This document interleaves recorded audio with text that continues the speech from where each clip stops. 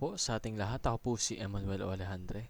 Ito po ang aking daily devotion para sa ngayong October 26. And for today, we are going to talk about Solus Christus or Christ alone. May kita natin ito sa 1 Timothy chapter 2 verse 5 na nagsasabing, "For there is one God and one mediator between God and mankind, the man Christ Jesus."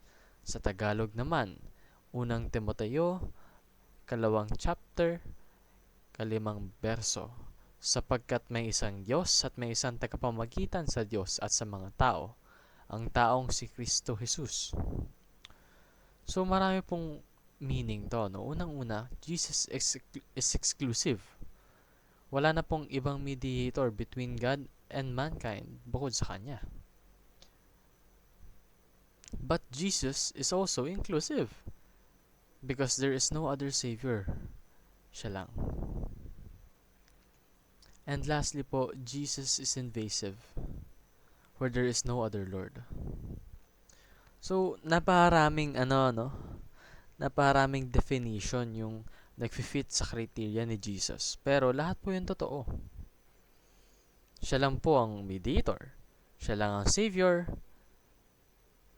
And siya ang ating tinuturing na Panginoon. He is our Lord.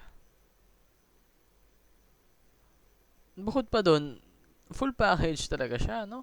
He's inclusive, he's exclusive, and he's invasive in all the good ways. So, teach the exclusive claim of Christ. Ibahagi mo sa ibang tao, sa mga kakilala mo, yung nararapat lang na tanging ikararangal kay Kristo.